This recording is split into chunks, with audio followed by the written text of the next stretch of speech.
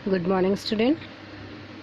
अगला जो रस का प्रकार है वो है हास्य रस। इसके पहले आपने रस की परिभाषा, उदाहरण, रस के अंग, है ना, वो पढ़ लिया है। रस के अंग कितने थे एक बार फिर से रिवाइज कर लेते हैं। 4 स्थायी भाव, विभाव, अनुभाव और संचारी भाव। संचारी भाव कितने होते हैं? 33 होते हैं। रस के प्रकार कितने होते हैं? 10। रस के स्थायी भाव कितने होते हैं? 10। क्लियर है। अब हमने इसकी पिछली कक्षा में हमने श्रृंगार रस को समझा था, श्रृंगार रस की परिभाषा, उसके प्रकार, है ना, जिसमें संयोग और वियोग रस को हमने पढ़ा था। आज हम पढ़ेंगे हास्य रस के बारे में, जो कि रस का दूसरा प्रकार होता है। ठीक है, हास्य रस के बारे में पढ़ेंगे जो कि रस का दूसरा प्रकार होता है। इसकी परिभाषा को देख लेते हैं सबसे पहले।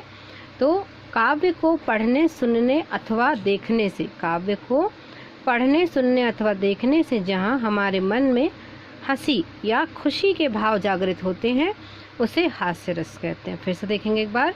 काव्य को पढ़ने, सुनने अथवा देखने से जहाँ हमारे मन में हंसी या खुशी का भाव जागृत होता है उसे हम हास्य रस, हंसी मतलब खुशी से कुछ ज़्यादा ही, जब आप हंसें बहुत ज़ोर ज़ोर से तो वो क्या कहलाता है? हास्य रस के अंतर्गत आता है। क्लियर है।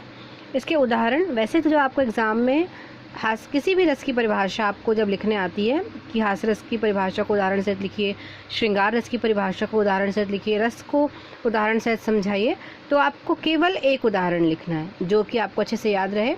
आपको वही उदाहरण लिखना है। लेकिन यहाँ पे जो 3-4 उदाहरण लिखें केवल आपको समझाने के लिए है कि जो भी उदाहरण आपको सरल लगेगा आप उसे याद रखेंगे। तो यहाँ 4 उदाहरण दिए गए हैं, तो आपको चारों नहीं याद करने, आपको कोई एक उदाहरण याद करना है और परिभाषा याद रखनी। और परिभाषा लिखने का बहुत सिंपल तरीका है। 10 परिभाषाएं आपकी होंगी, 10 स्थायी भाव की, 10 रस की। तो आपको केवल काव्य को पढ़ने, सुनने, देखने, जहाँ हमारे मन में, यहाँ हास्य रस का स्थायी भाव क्या होता है? हंसी, तो हंसी आ जाएगा। बाकी जो अलग रहेंगे, जैसे कि शोक, करुण रस का क्या हो जाएगा? शोक। तो बहुत सिंपल सी परिभाषा है, बनाने का तरीका भी बहुत सिंपल है। तो आप एक परिभाषा यदि याद रखेंगे और सभी के स्थायी भाव याद रखेंगे तो आपको अपने आप ही परिभाषा बनाना बन जाएगा। आपको हर परिभाषा को याद रखने की आवश्यकता नहीं पड़ेगी। क्लियर है कि आपको परिभाषा समझ में आ गई? काव्य को पढ़ने, सुनने अथवा देखने से जहाँ हमारे मन में खुशी के भाव जागृत होते हैं उसे हम हास्य रस कहते हैं। क्लियर है। आगे देखिए उदाहरण। कहा बंदरिया ने बंदर से, चलो नहाए गंगा, बच्चों को छोड़ेंगे घर में, होने दो हुड़दंगा। यहाँ पे बंदरिया जो है वो बंदर से कह रही है। बंदरिया किससे कह रही है? बंदर से कह रही है कि चलो आज गंगा नहाने चलते हैं। बच्चों को, मतलब जो बंदर के बच्चे होंगे, बच्चों को छोड़ेंगे घर में, बच्चों को घर पर ही छोड़ देते हैं, होने दो हुड़दंगा, मतलब वो लड़ाई झगड़े करेंगे, मस्ती करेंगे, कुछ भी करेंगे, लेकिन हम कहाँ चलते हैं? गंगा नहाने। ठीक है, क्लियर है। कहा बंदरिया ने बंदर से, चलो नहाए गंगा, बच्चों को छोड़ेंगे घर पर, होने दो हुड़दंगा। क्लियर है।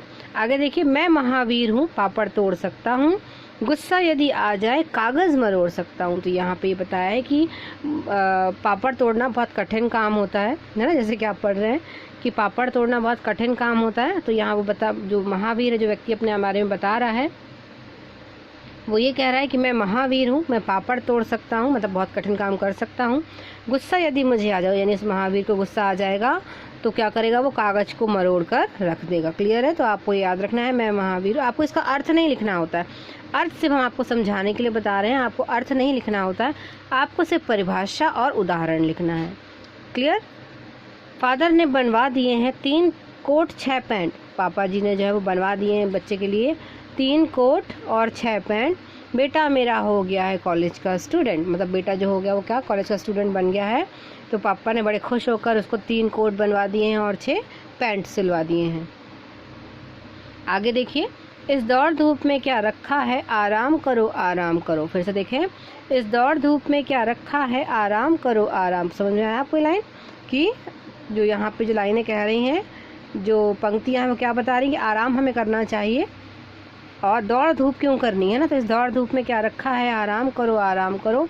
आराम जिंदगी की कुंजी, मतलब चाबी, आराम जिंदगी की चाबी है। इससे तपेदिक, इससे कभी बुखार, अगर हम आराम करेंगे तो हमें बुखार कभी भी नहीं होगा।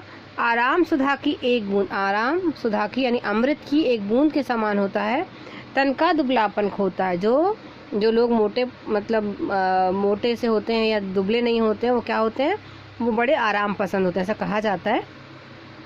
आराम शब्द में राम छिपा, आराम शब्द में क्या छिपा हुआ है? भगवान राम का नाम छिपा हुआ है, जो भव बंधन को खोल, जो हमें आराम करने से हम संसार के भव सागर को आराम से पार कर सकते हैं। क्लियर? एक बार और देख लेते हैं। इस दौड़ धूप में क्या रखा है? आराम करो, आराम करो, आराम जिंदगी की कुंजी, इससे न तपे दिख होता है, आराम सुधा की एक बूंद तन का दुबलापन खोता है, आराम शब्द में राम छिपा, जो भव बंधन को खोता है। क्लियर है? तो ये आपने देखा हास्य रस की परिभाषा और उसके उदाहरण। एग्ज़ाम के लिए आपको सिर्फ परिभाषा लिखने को आती है और एक उदाहरण, अर्थ लिखने को नहीं आता है, वो केवल आपको समझाने के लिए बताया गया है। ठीक है, तो आपको इसको अपनी कॉपी में नोट करना है और इसे याद करना है।